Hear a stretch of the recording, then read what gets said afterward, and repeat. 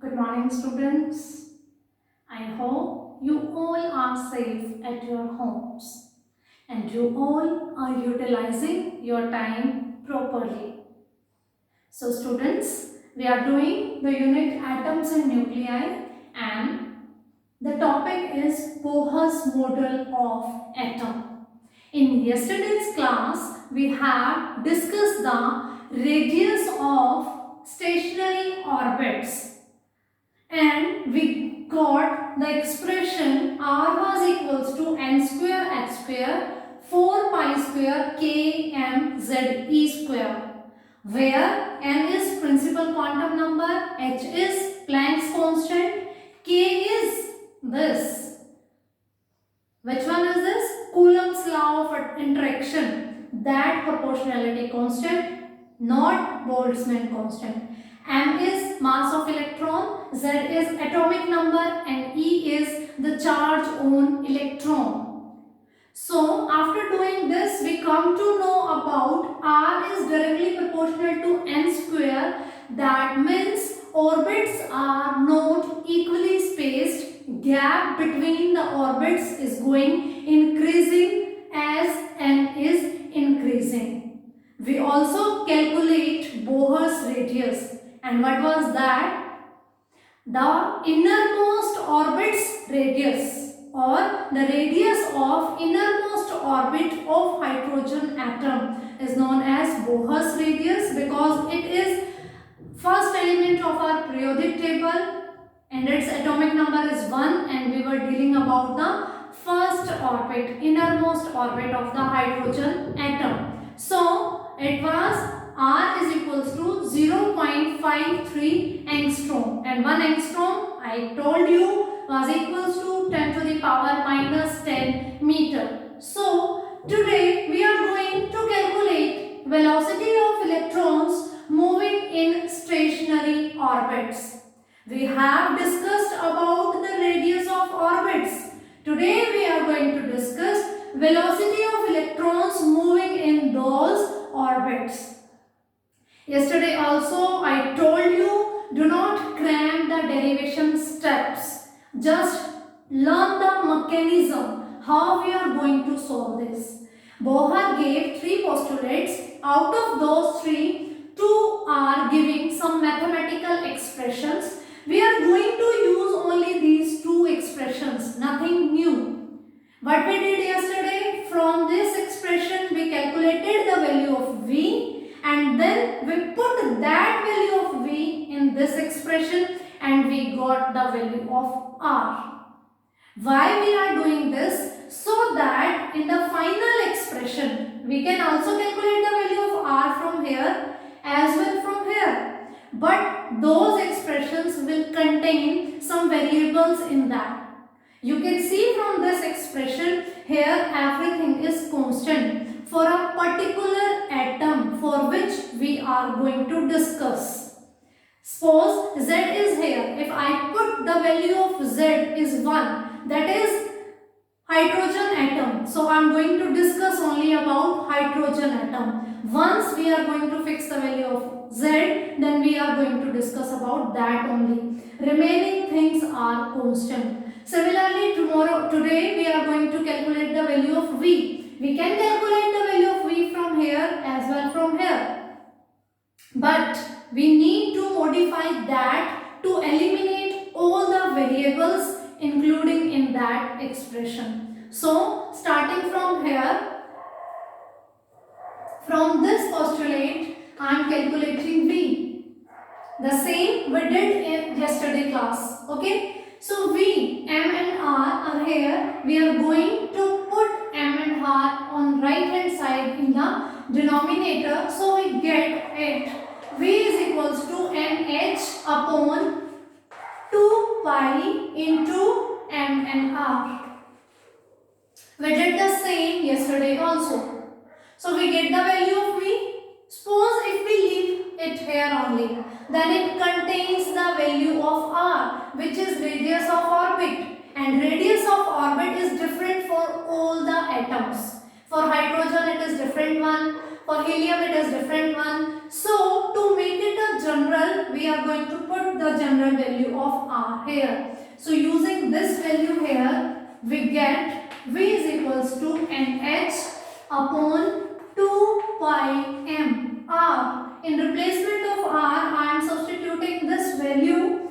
I get m square h square upon 4 pi square k m z e square. What I have done, I calculated the value of V from this postulate, and in that expression I put the value of R which we have already calculated in our previous class. So by putting the value of R here, now I am going to solve it to minimize these terms.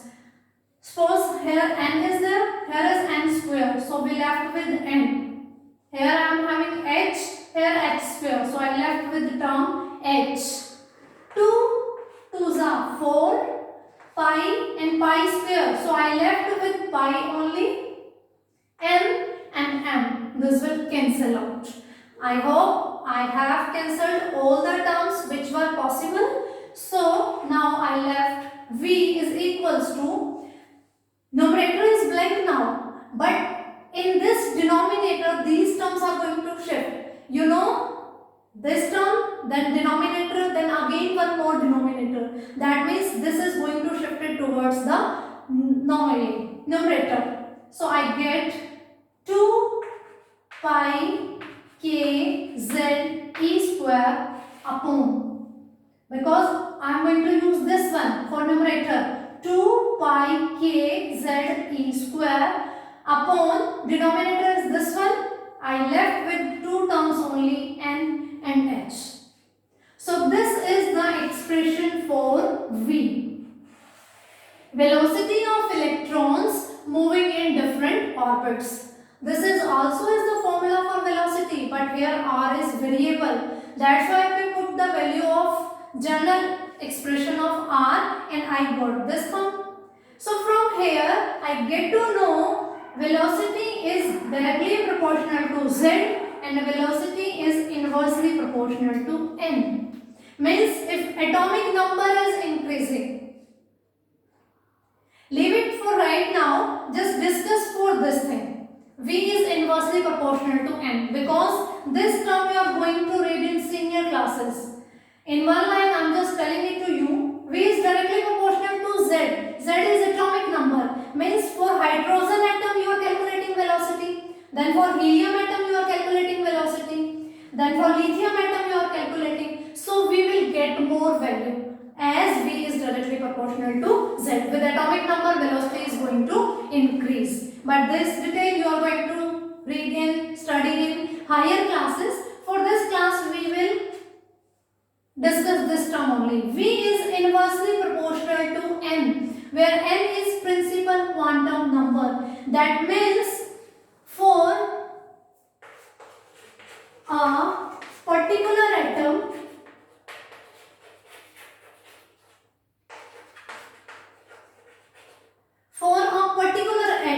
Z is fixed or constant. Suppose I am talking about hydrogen atom only. So Z is going to be fixed. So V is inversely proportional to n. Look at this expression. 2 is constant, pi is constant, k is this constant, Z I have fixed. Suppose I am talking about hydrogen. You can talk about helium or lithium or anyone else. E is charge on electron and H is Planck's constant. So everything is constant, we left with only n. So I will calculate velocity of different orbits. Suppose for first orbit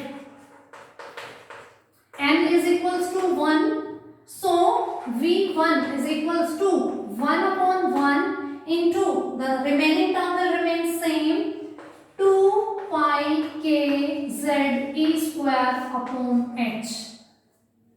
2 pi k z e square upon h. We put the value of n is equals to 1.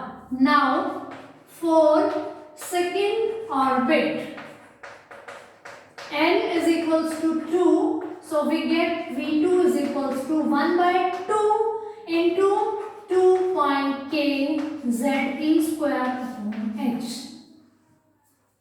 Students, this term will be common for all velocities which we are calculating for different orbits. The one term is changing.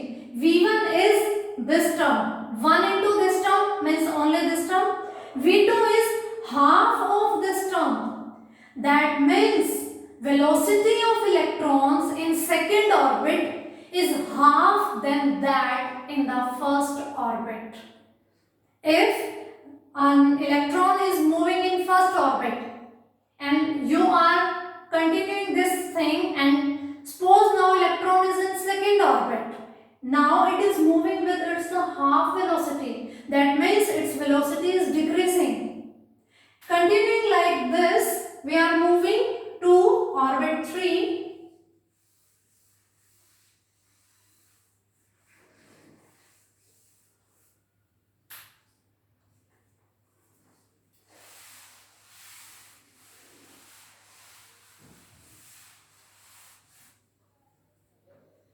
So, for third orbit, n is equals to 3. So, V3 we will get 1 by 3 of 2 pi k Ze square upon h. It is again the common term of all. So, we get V3 is 1 by 3 of this term. V1 was equals to this expression. V2 was equals to half of this expression. V3 is 1 by 3 of this expression. Why? Because from this formula it is clear that V is inversely proportional to N. Inversely proportional means if this N is increasing, then V will decrease, and if we are decreasing the value of N, then V will increase. So, in innermost orbits of the atom, velocity of electrons are very fast, and the orbits which are far away from the nucleus, velocity is decreasing. So, by pictures I am going to make it more clear.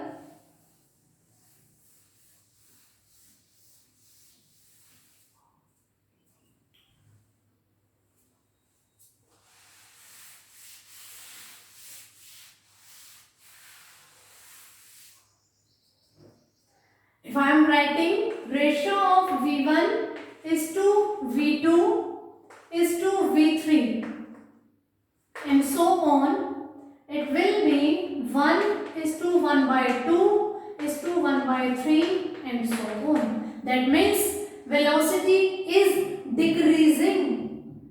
So, if these are our nucleus and you know the gap between orbits is not same as radius was increasing with the increase of principal quantum number. So the gap between orbits is not same. R was directly proportional to n square. So for far away orbits, radius is bigger, and for innermost orbits, radius is smaller. So the electrons are moving here, and suppose one electron is moving here. It is moving at very high speed and it is moving in low speed using these expression. As electron is moving to the further orbits, its speed is going on decrease. Students, this is very symmetric to our solar system. In our solar system also, planets are revolving around sun, and the planets which are very closer to sun, their speeds is high, and the planets which are far away from the sun, their speeds are quite low. They are less than that of the innermost planets. So, using this expression, we come to know about this fact. So, till now we calculated two terms, radius of the stationary orbits and velocity of electrons moving in the stationary orbits. And I think it is clear to you. The mechanism of derivation is only to use these two expressions.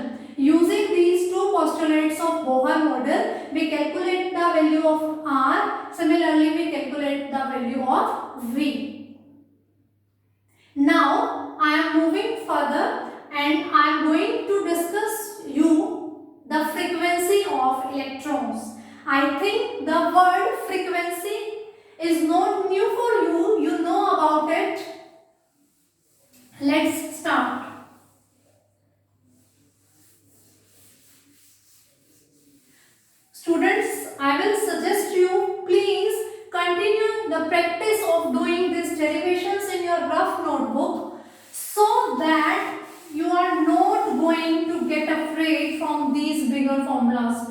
Don't afraid like how we are going to learn this formula. This is not a thing to cram. Suppose at the time of exam you forget the formula. You know the mechanism. You have to use these two terms only and you can calculate it within 1 minute. So no need to think about the negative things. How we are going to learn these formulas. Just think about the mechanism. So moving onwards, I am going to calculate frequency of electrons.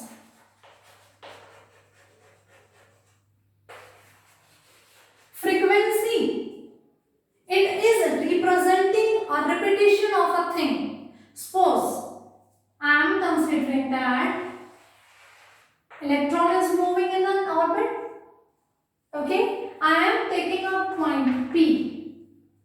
Then in 1 second, how many times this electron cross this point P will give its frequency?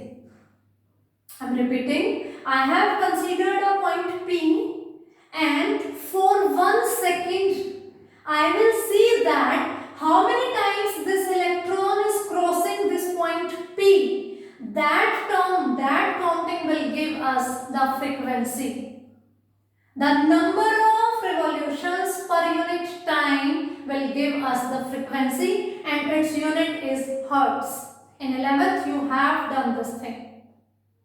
So for these electrons which are moving in orbits, according to the Bohr's model, I am going to calculate their frequency. I am using few expressions of the 11th class. You know about the relation between linear velocity and angular velocity.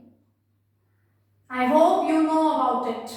V is equals to R omega, relation between linear velocity and angular velocity. You also know about the formula omega was given by 2 pi nu. And according to me, when I am writing these expressions, you are saying the thing, yes, we know it. Okay? Revise your 11th class, those topics in which you have read these terms. So, V is equals to R omega and omega is 2 pi nu, where nu is the frequency. We need to calculate frequency. So, I am going to put this value of omega in this term. I will get V is equals to R into 2 pi nu.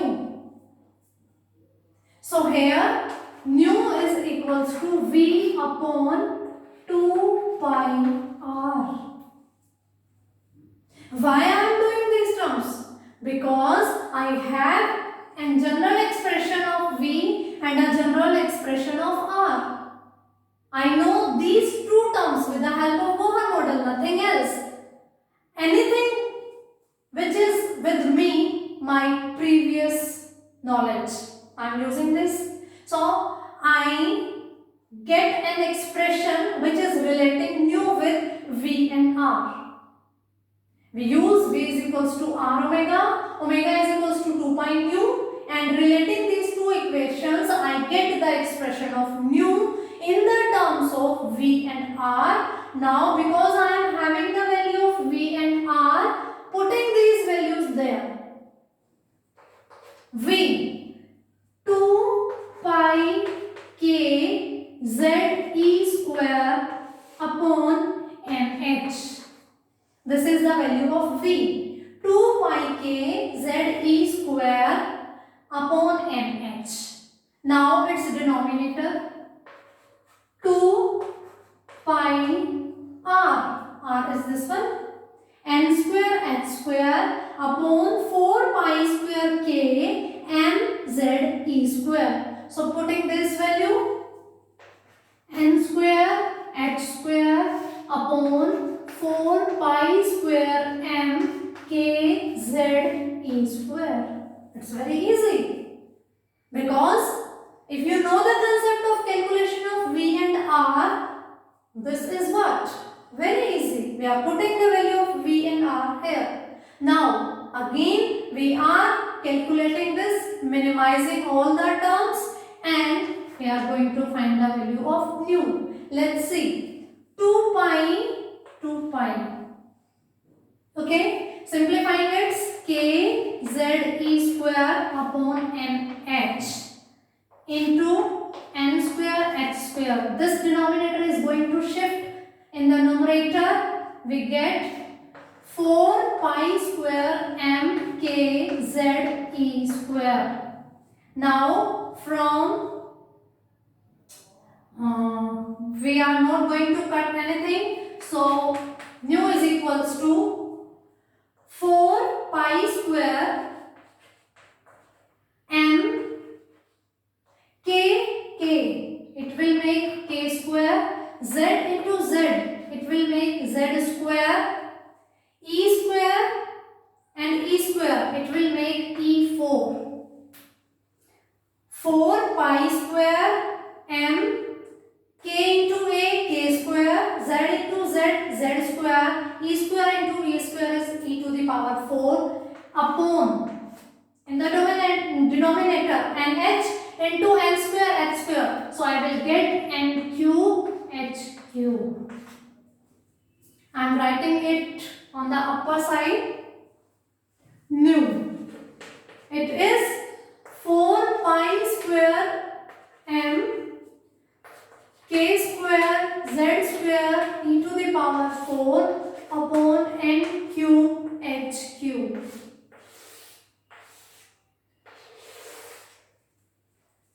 So I am here with my expression of nu. I have three values, r, v and nu. I am giving you few seconds, just have a look on it. If you have any doubt, then you can ask me by putting a message.